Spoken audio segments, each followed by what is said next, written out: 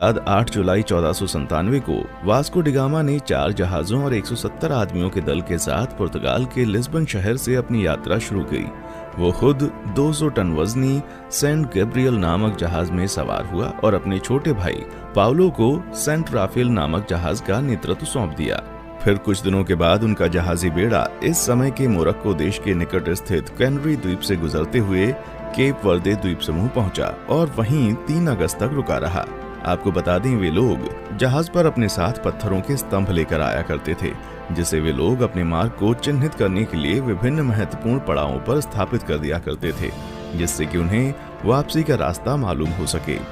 Vasco da Gama ने गिनी की खाड़ी की तेज समुद्री धाराओं से बचने के लिए अटलांटिक महासागर में एक लंबा चक्का लगाया और फिर केप ऑफ गुड होप के दौरे के लिए पूर्व की ओर एक मोड़ ले लिया।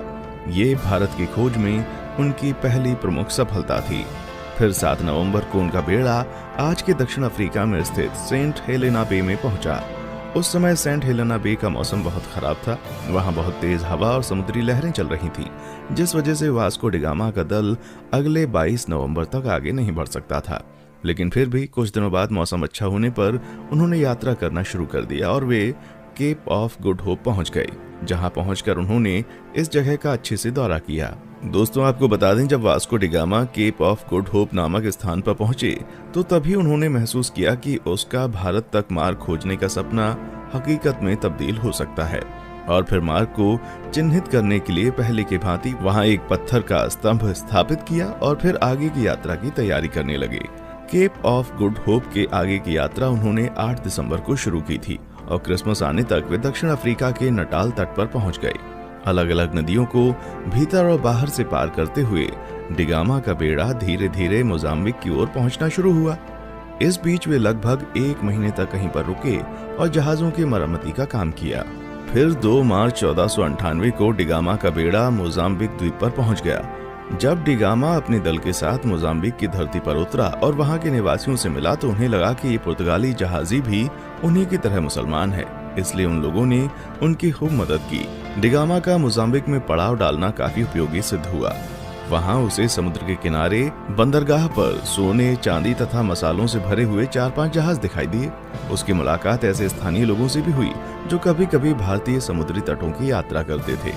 इससे वास्को डिगामा को पूरा विश्वास हो गया कि वो उचित दिशा की ओर आगे बढ़ रहा था। उसे उस दिशा को समझने में भी मदद मिली जिधर अब उसे आगे बढ़ना था।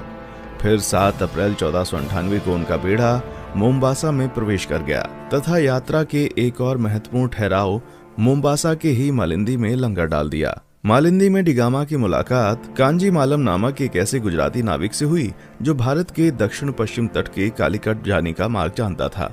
उस गुजराती नाविक के महत्व को देखते हुए डिगामा ने उसे भी मार्गदर्शक के रूप में अपने बेड़े में ले लिया और फिर अगले 20 दिन तक लगातार हिंद महासागर में चलने के बाद डिगामा को धीरे धीरे भारत के घाट और पहाड़ दिखने लगे। फिर 17 मई 1498 को वो भारत के दक्षिण पश्चिम में स्थित कालीकट के बंदरगाह पर जा पहुंचा।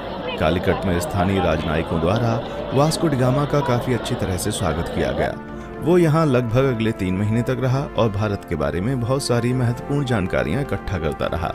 दोस्तों, यहाँ 3 महीने रहने के बाद वास्को डिगामा 2 साल से अधिक समय की यात्रा करते हुए 18 सितंबर को पुनः लिस्बन लौट आया। इस दौरान उसने लगभग 38,600 किलोमीटर की यात्रा की थी। और दोस्तों, आपको बता दें कि इस लंबी साहसिक यात्रा में उसके कुल 170 साथी थे, जिसमें से 116 की यात्रा के दौरान मृत्यु हो गई थी। वास्को डिगामा की इस उपलब्धि से पुर्तगाल के राजा बहुत खुश हुए थे तथा उन्होंने उसे दूसरी बार फिर से 1502 में भारत की यात्रा पर भेजा था। इतिहासकारों का मानना है जब डिगामा विभिन्न प्रकार के भारतीय मसालों और रेशम के साथ अपने देश पुर्तगाल लौटा तो उसने केवल मसाला बेचकर ही यात्रा पर खर्च किए गए पैसों से 4 गुना ज्यादा पैसे कमा लिए थे।